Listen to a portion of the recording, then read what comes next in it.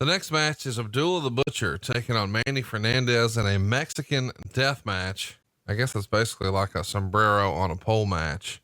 The finish would see Abdullah deliver some headbutts and Fernandez would fight back, and then he hits the flying forearm smash, but Abdullah doesn't go down. So Fernandez comes off the middle turnbuckle with a clothesline to finally get Abdullah down. And Fernandez goes up top, and instead of grabbing the sombrero, misses Abdullah completely. And, Abdullah throws Fernandez in the corner and then misses a charge and hits the ring post. Finally, Fernandez climbs up the corner, grabs the sombrero for the win. Abdullah the Butcher has, quite the name in the wrestling business, but I don't know that he's near the character behind the scenes that Manny Fernandez was. Some of our younger listeners who know you from your WCW and WWE days, they may not be familiar or terribly familiar with the name Manny Fernandez. If I was to say, do you have any good Manny stories? I'm sure you have several. Can you give us a couple here about the man behind the character, Manny Fernandez? Well, Manny was an excellent worker. Let's just start there. And he was solid.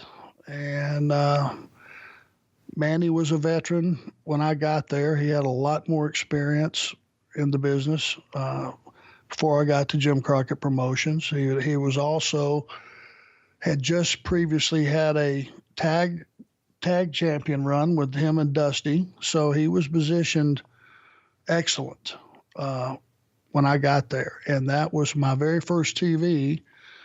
I broke a guy's arm.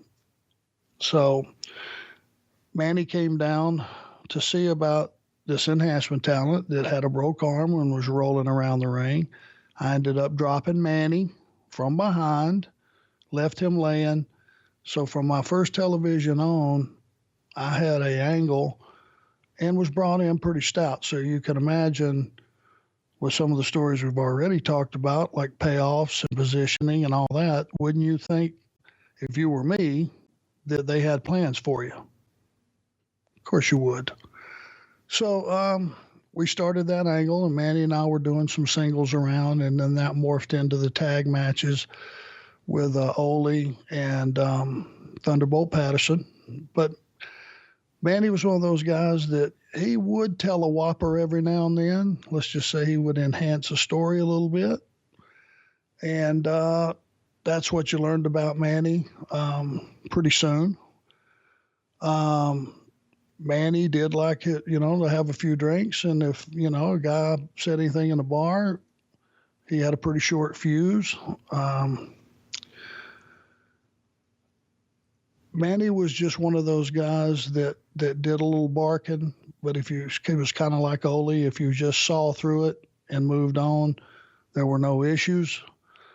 But the main thing was that I took away from it, there was probably a little animosity with Manny and me because I didn't have the experience that he did, and he probably felt that I might not have been in a position to drop him my first television and all that stuff and to be in this angle with him. And I felt a little bit of tension, never had an issue, anything that blew up into more than just maybe a heated argument here and there.